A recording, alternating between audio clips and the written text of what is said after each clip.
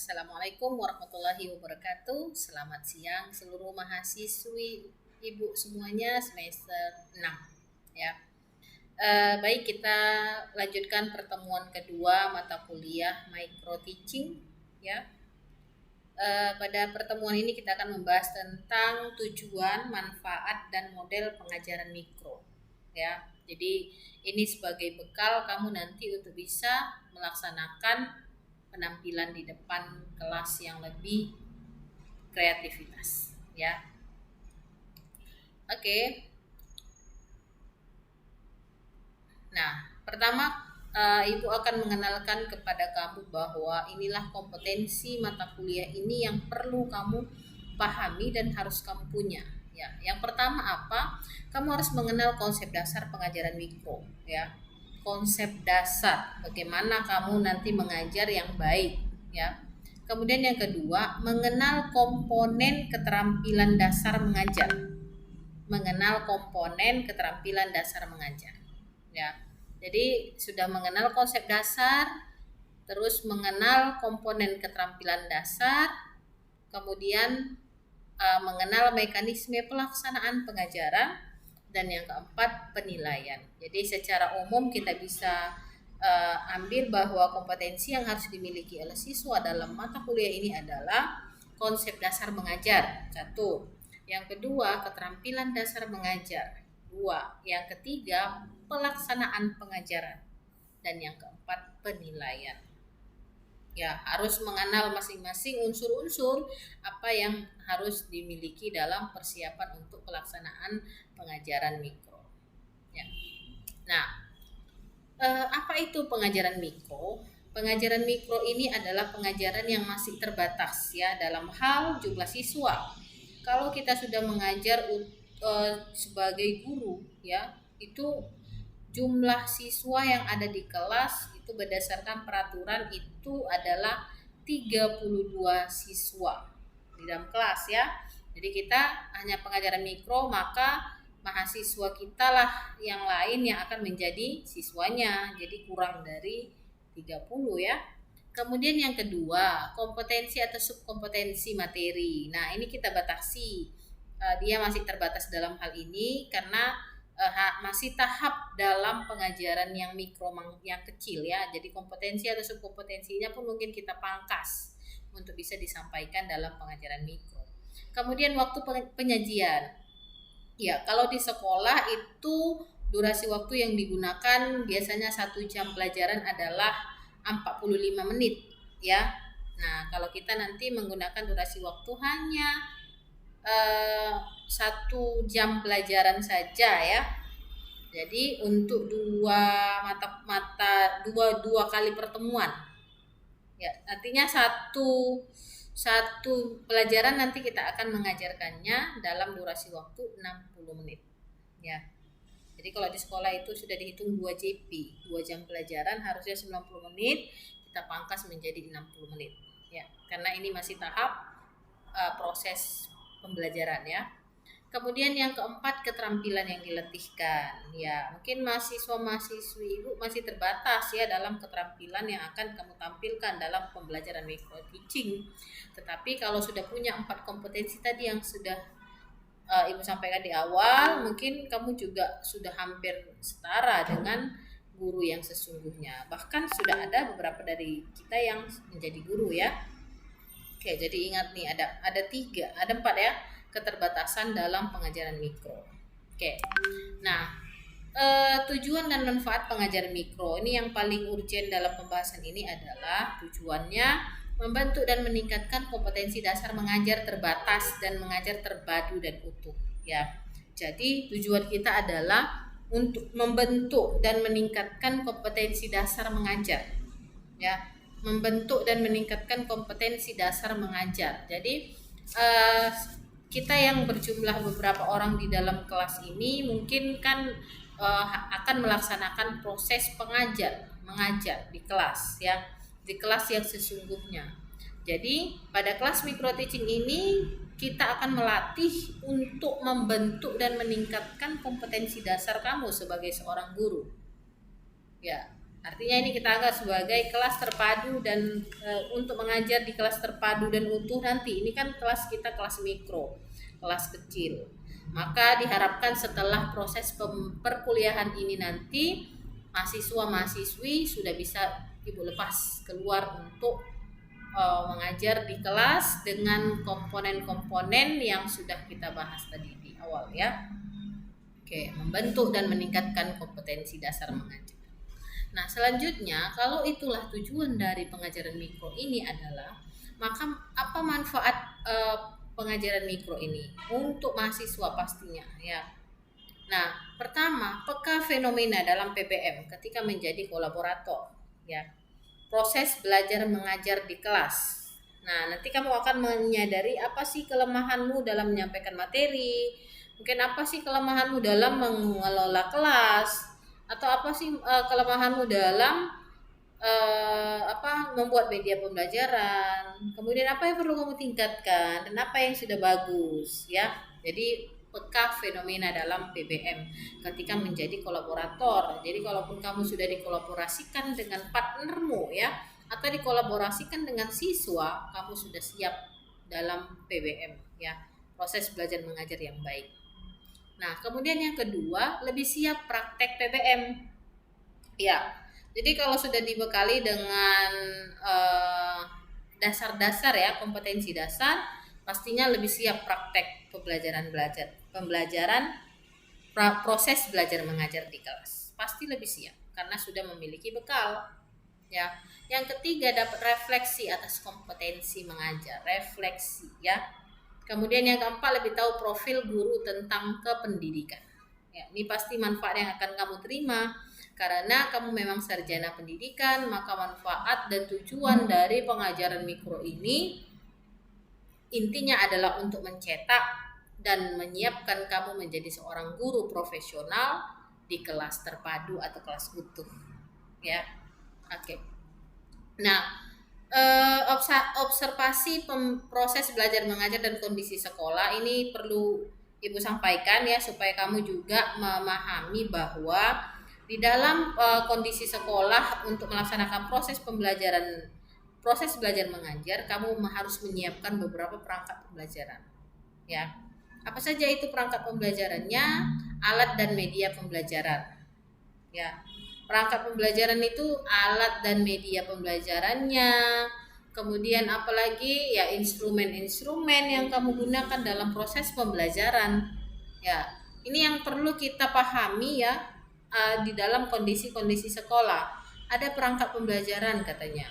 Kemudian ada alat dan media pembelajaran. Jadi kan kamu akan menggunakan beberapa media-media pembelajaran yang mungkin sudah kita bahas juga di awal. Sesuaikanlah media yang kamu gunakan itu dengan materi yang akan kamu sampaikan ya. Jadi jangan nanti nggak sinkron, kamu membuat materi ini tetapi mediamu tidak nyambung.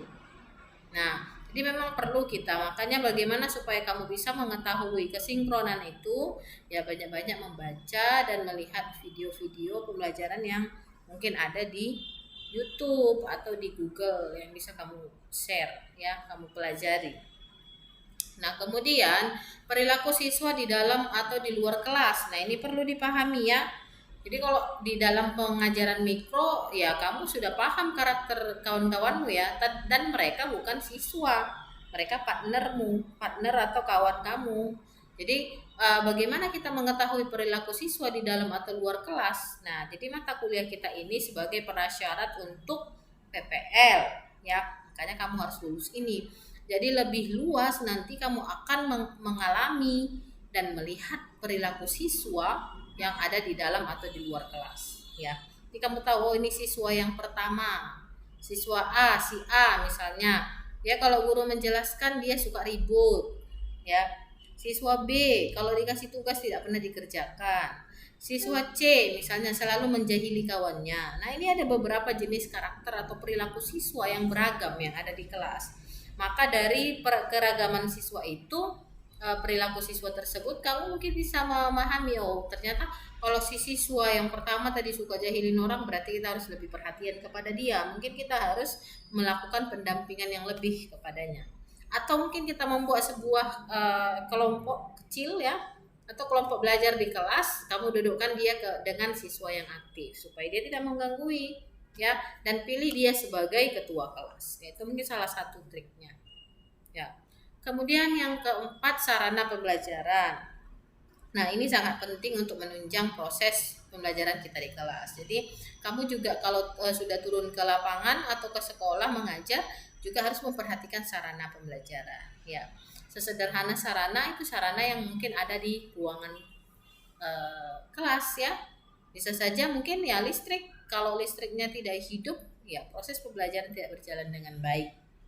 Ya, itu dia. Jadi kita harus juga peka dengan itu. Kemudian apa hubungannya dengan pembelajaran mikro yang akan kamu lakukan? Ya, kamu harus melihat sarana pembelajaran di sekeliling kamu. Nah, kalau nanti bisa menunjang proses pembelajaran, misalnya kamu mau mengajar, kamu menggunakan infocus, kamu harus lihat dulu apakah saluran listriknya hidup, ya. Apakah kita bisa mengajar dengan menggunakan infocus. Oke. Kemudian yang keempat, proses belajar mengajar. Nah, bagaimana prosesnya? Ya, seperti tadi sudah kita bahas bahwa kompetensi kamu dalam mata kuliah ini adalah bisa membentuk dan melahirkan tenaga-tenaga pengajar profesional yang mampu mengajar dengan baik di luar. Jika sudah terjun ke lapangan atau pengajaran utuh, kamu sudah tidak sanksi lagi kita melepaskannya. Ya. Kemudian yang terakhir, observasi dinamika SKL untuk komunikasi dan adaptasi. Ya, standar kompetensi lulusan. Ini kita harus mengetahui observasi dinamika standar kompetensi lulusan untuk komunikasi dan adaptasi. Ini observasi proses belajar mengajar dan kondisi sekolah yang mungkin bisa mempengaruhi kamu dalam mengajar. Ya. Jadi beberapa hal ini Ibu sampaikan supaya kamu juga bisa memahami bahwa di dalam lingkungan sekolah kita juga harus memahami beberapa komponen-komponen yang ada ini. Ya. Nah, kemudian sebagai seorang guru, kita tidak dituntut hanya mengajar saja, kemudian memberikan materi, memberikan tugas, kemudian mengucapkan salam penutup dan lain sebagainya, ya. Tetapi yang paling penting dan paling utama ketika kamu masuk kelas, assalamualaikum. Nah, pasti seluruh siswa-siswi kamu akan memperhatikan mulai dari pakaianmu, sepatu dan sebagainya, ya. Jadi penampilan guru sangat penting, ya. Makanya kemarin ketika kita pertemuan pertama sudah Ibu sampaikan kamu harus memakai pakaian guru ketika nanti tampil di kelas. Ini sebagai ajang latihan kita, ya. Nah, jadi artinya penampilan guru memang harus sangat diperhatikan. Apa yang perlu kita lakukan? Berpenampilanlah menarik. Kenapa? Karena gerak suara itu nanti akan menjadi komponen yang akan dilihat dan diperhatikan siswa, ya. Gerak suara, kontak dan diam. Nah, jadi seperti yang ini ya ditampilkan ini pakaian yang sangat resmi, pakai jas dan pakai dasi, ya. Nah, jadi apa perwujudannya? Ya, cara kita berpakaian, kita juga ya sesuaikanlah dengan mayoritas guru-guru yang biasa mengajar, ya. Pakailah pakaian guru, pakai sepatu, pakai kaos kaki supaya lebih rapi, ya. Kemudian berpakaian yang sopan, jangan terlalu ketat, nanti kita sebagai contoh kepada siswa, ya. Nah, kemudian yang kedua, cara bersikap, ya. Ini sangat penting sama guru, harus dipahami cara bersikap yang baik, ya. Kalau sesama guru kita harus saling bertegur sapa, ya. Bersikap yang baik, saling santun, hormat. Nah, kalau dengan siswa juga harus bersikap yang baik dan objektif. Ini yang sangat penting. Jangan nanti ada satu siswa membawakan kita makanan yang enak, kue yang enak, langsung kita kasih nilainya bagus. Enggak. Kita harus memiliki wujud cara bersikap yang baik sebagai seorang guru, ya. Yang pasti objektif itu salah satu untuk penilaian dari hasil-hasil kerja yang sudah dilakukan anak. Kemudian yang ketiga, cara berbicara. Nah, cara berbicara yang baik seorang guru adalah berbicaralah yang santun dan sopan ya. Nah, pastinya kalau sudah menjadi guru saya rasa sudah banyak pengalaman-pengalaman. Mungkin ya kamu akan menyampaikan cara berbicara yang baik, cara menyampaikan materi yang baik ya. Kemudian cara bertindak. Nah, seperti tadi yang saya bilang ada beberapa siswa kamu yang mungkin ketika kita menjelaskan dia ribut ya. Nah, bagaimana triknya supaya dia tidak ribut di belakang ya. Nah, ini mungkin bagi beberapa guru yang sudah menjadi guru mungkin mengalami ini ya, seperti ibu sendiri. Jika ketika mengajar ibu ada siswa yang ribut, maka kita juga hilang konsentrasi ya kan. Maka kalau ibu mengalami hal tersebut, ya terkadang ibu mendudukkan siswanya pas di depan meja gurunya. Ya. Atau bahkan kalau tidak mempan juga ya di meja guru. Pernah tuh kejadiannya waktu ngajar di UIN, ibu menjelaskan dia ribut. Ketika ibu tanya materi dia tidak paham, maka ibu panggil ke depan. Ya silakan duduk di meja guru, kemudian saya duduk di belakang. Nah kalau di meja guru dia tidak akan mungkin bertindak yang aneh-aneh ya, pasti apa yang diinstruksikan akan dikerjakannya. Itu beberapa salah satu triknya ya. Kemudian keterampilan berkomunikasi. Ya. Keterampilan berkomunikasi ini pasti sangat penting bagi seorang guru ya. Bagaimana kamu mengkomunikasikan materi kamu, menyampaikan materi kamu dengan baik, kemudian ada respon dari siswa sehingga ada tanya jawab, mereka bertanya, kemudian gurunya menjawab. Ini sangat penting kita punya keterampilan berkomunikasi yang baik ya. Kemudian yang selanjutnya penguasaan komponen mengajar. Penguasaan komponen mengajar ya seperti nanti akan dibahas keterampilan-keterampilan guru yang harus dimiliki, termasuklah itu keterampilan mungkin keterampilan bertanya, keterampilan menguasai kelas. Nah, di situ harus kamu pahami bagaimana komponen-komponen penguasaan mengajar. Kemudian yang terakhir penguasaan kompetensi dari keseluruhannya. Ya, kita harus memiliki kompetensi yang baik, misalnya sebagai seorang guru matematika, kita harus punya karakter ya. Jangan nanti jadi guru kamu suruh anak-anakmu menghafal, silakan kamu hafal perkalian 1 sampai 10.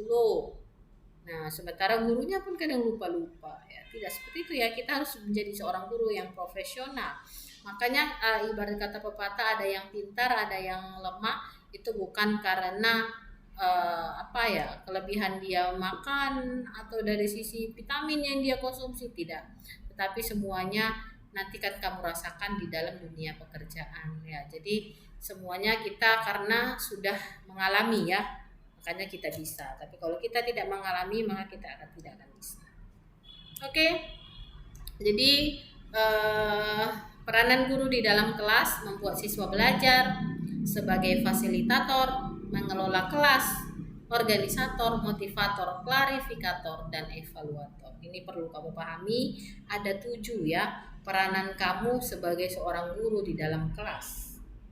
Oke, demikian penjelasan kita tentang konsep atau kompetensi dasar yang harus dimiliki oleh seorang guru ya. Beberapa dari komponen ini nanti Ibu minta kamu untuk bisa menjelaskannya. Ya, demikian. Wassalamualaikum warahmatullahi wabarakatuh.